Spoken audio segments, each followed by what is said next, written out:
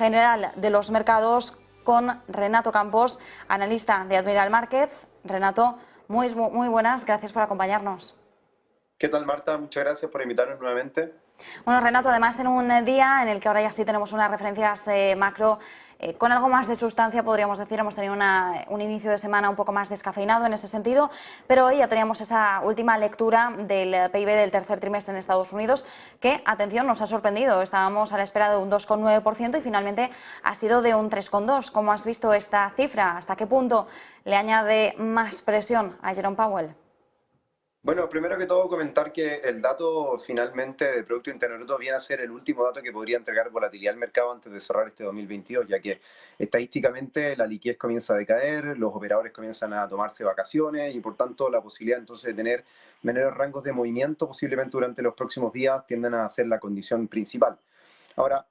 la verdad que el dato de Producto Interno Bruto no nos sorprende tanto la superación o bien que haya cumplido finalmente con las expectativas y la haya superado, ya que la jornada del día de ayer, al conocer el reporte del consumidor del The Conference Board, el que anotó 108,3 puntos, fue el mejor dato desde abril de este año precisamente, lo que anticipa finalmente una mayor confianza del consumidor. Y recordemos que el 60% del Producto Interno Bruto de Estados Unidos responde a la demanda interna y al consumo. Por tanto, al tener un reporte preliminar o bien un anticipo de lo que podía llegar a suceder, es el que permite finalmente considerar un reporte de Producto Interno Bruto que pueda superar expectativas, que pueda significar y mostrar un incremento en el rendimiento americano y tranquilizar un poco las aguas. La semana pasada, al conocer la decisión de política monetaria de la Reserva Federal de Estados Unidos y las perspectivas menos favorables,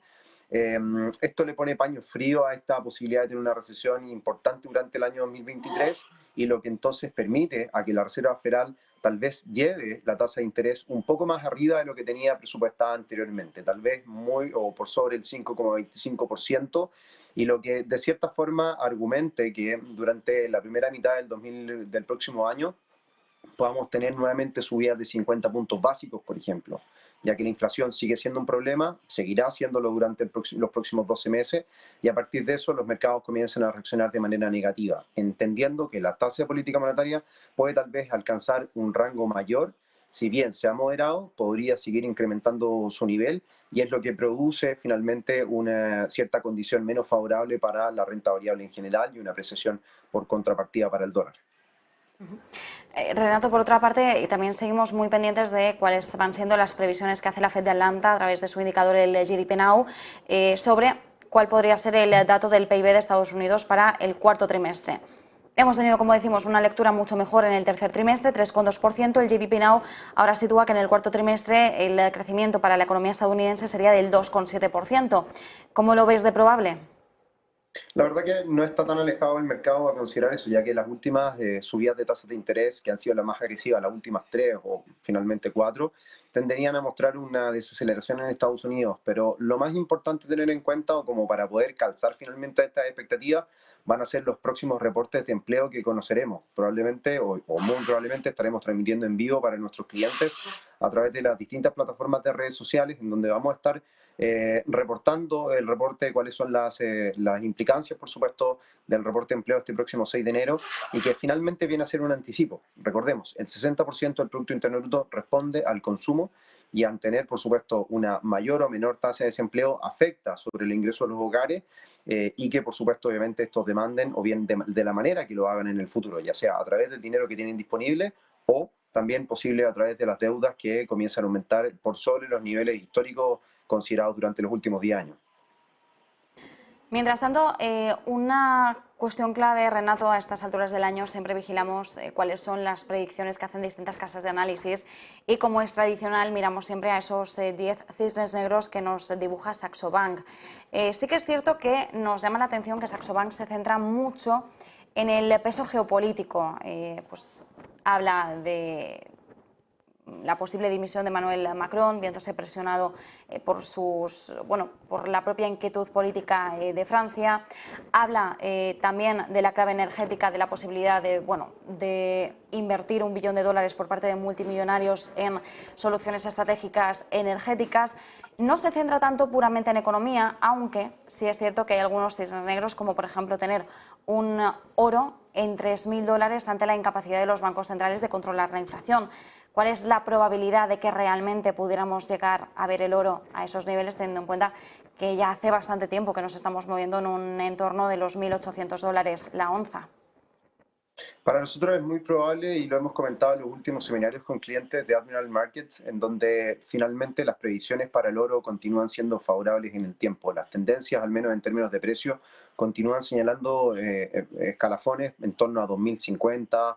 dólares la onza, los niveles máximos alcanzados finalmente. Entendiendo esta condición y también, por supuesto, los temores que gran parte del mercado tiene, la recesión, un dólar que podría entender o bien comenzar a responder ante los datos macroeconómicos menos favorables para Estados Unidos, es donde permitiría al oro comenzar a actuar como el instrumento de refugio predilecto durante probablemente gran parte del 2023 o de cara a la segunda mitad, al tercer y cuarto trimestre de los próximos 12 meses, podrían ser finalmente las instancias en las cuales el oro comienza a tomar un protagonismo mucho mayor. Ahora, con respecto a previsiones y las preocupaciones en términos políticos o geopolíticos, la verdad que por nuestra parte revisamos que estos tópicos comienzan a tener, si bien añaden volatilidad, pero no van a ser puntos gravitantes finalmente en el desempeño del mercado. Durante el año 2022, los operadores en general se centraron en las decisiones de política monetaria, las restricciones que llevaba a cabo la Fed, el Banco Central Europeo, el Banco Central de Inglaterra, pero ahora obviamente comenzamos a cambiar un poco la dinámica y es donde ya las referencias de tasas de política monetaria comienzan ya a ser un poco más zanjadas. Hay mayor claridad en cuanto a lo que podrían eventualmente hacer y ante esa condición los registros macroeconómicos de corto plazo, como te señalaba anteriormente, el Producto Interno Bruto que hemos conocido recientemente, las tasas de desempleo, la inflación, que va a seguir siendo una de las aristas a considerar de manera protagónica,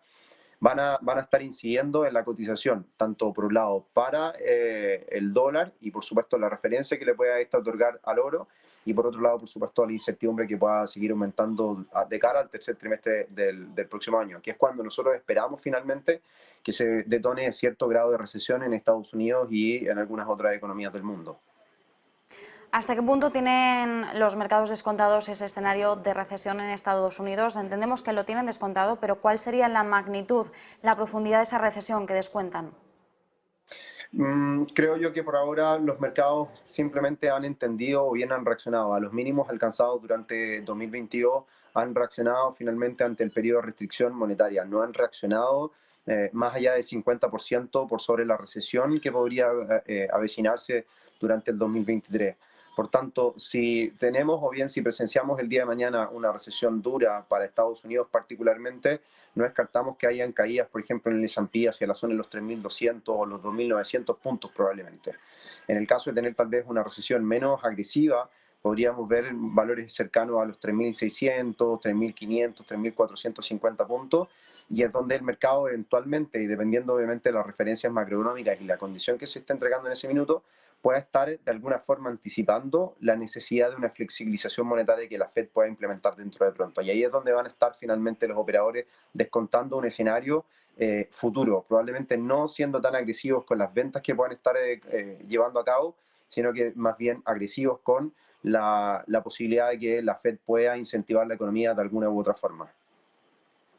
Renato, desde Admiral Markets, ¿cuáles son las principales oportunidades de inversión que estáis observando vosotros? Bueno, nos hablabas de que tenéis una perspectiva favorable en el oro. Si nos centramos en otros activos, ¿dónde estáis poniendo ahora mismo el foco para 2023?